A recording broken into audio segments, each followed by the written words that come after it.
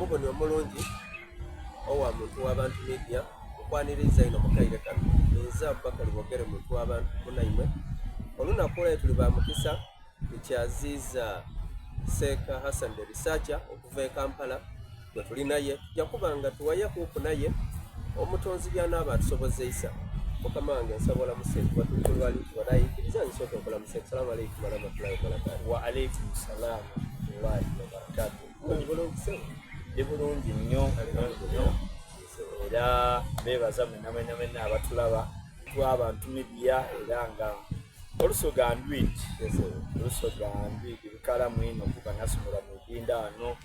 Main Street ale najja ku Njeru Primary School ndi mwana muzaale wa Mbikko awo nze waswa ayitibwa Yuswa kuba ekituufu ndi Buganda ayo olusoga ndwigi ate ngwenda ino ne nawayira namusoga mweno omudakaba mumbeeda wabayiza muyisemena mwene mumbeeda omukidakaba oyo omutesi gwe ndi naye eka alhamdulillah. Omuntu atusaba otuweeko ka background akatonotono omuntu ategeere Waswa Hassan nani? Okay, omuntu gwe mulaba olwaleero Seeka Hassan the researcher amannya ge ye Waswa Hassan Ssentongo ge mannya ge era nga mwana nzaalwa y'Embikko abasinga obungi amanya Embikko ku Lwejjinya nga tunatuuka ku Naira wenzaalibwa era nga nzaalibwa omukulu amanyiddwa nga Temiteo Kafeero oba Timothy Kafeero ate nenzaalibwa omukyala amanyiddwa nga Nalongo Babirye Desiranta era famire yaffe yali nkatuliki nnyo era mukereza y'omu Kigobe awo waggulu awo maama wange emiyimbi wa soprano ate mukulu wange Ronald yanyiga ennanga mu kkanisa kati nze nali Brian ngankulira Sunday school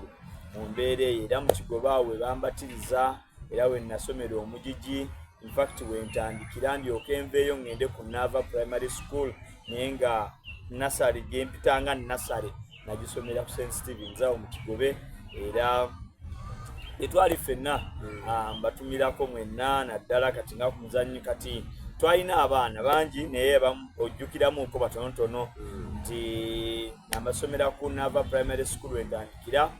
then nengenda ku Njeru Primary School okuva P2 paka P6 nenvaayo nengenda ku New Victory yali side zeeri eri mu Kasanja zone no Nava eri Kasanja zone side zeeyo gye twali then oluvannyuma nenvaawo nengenda e Kampala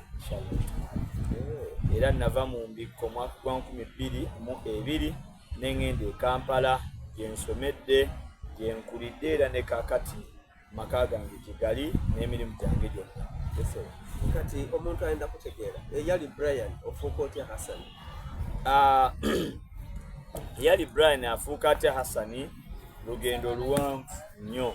naye olugendo olwo oluwanvu luliko ebintu bingi ebyokuyiga omanyi twafuuka bawalimu tulina ebyokuyiga bingi nalina mukwano gwange mutabani wa Haji Kamya abamanyi Embikko Haji Kamya yali chairman wa Mbikko wali mu Kasanja zone waggulu awo kati nga mukwano gwange nnyo naye nga tuwakana nnyo naye ate nga tusoma ffenna ku Njeru Primary School kati nga tuwakana nnyo ate nga mukwano gwange naye ebbanga lye twamala naye yaŋŋamba nti kanze ebyo sibimanyi nnyo ne kankutwala ewa imaamu ku muzikiti awo ku Masjid Fatuma nanga nti kankutwala ewa imaamu yaba akugamba bw'oba owakana naye kubanga omanyi abaana abato twawakananga for example Muhammadi yafa teyazuukira sikyo naye n'omugamba nammwe ewammwe ane nga ffe tubagamba abakristaayo tugamba abasiraamu Muhammadi yafa teyazuukira ne Yesu yawangula amagombe n'omugamba nti nagamba naawe twala eri Yesu bamukubanga abbi embaawo embeera ezo tezitwalingamu ne kati muli abaana bato ne kati embeera yatuuka n'aŋŋamba naye omanyi nze byombuuza ennyo bye tuwakana naawe sibimanyi naye kankutwala ewa imaamu nengendayo imaamu olwatuukayo namugamba ti ono mukwano gwange mugamba asiramuke naye ye mukatuliki nnyo kwanze naye nkulembera Sunday school abamanyi ku St. Carol Lwanga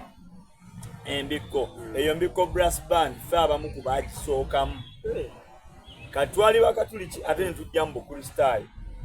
tukwatagana kati mbiko brass band fe twagisookamu nali nkuba bass trombone nga nkuba cymbals nga nkuba ne side drums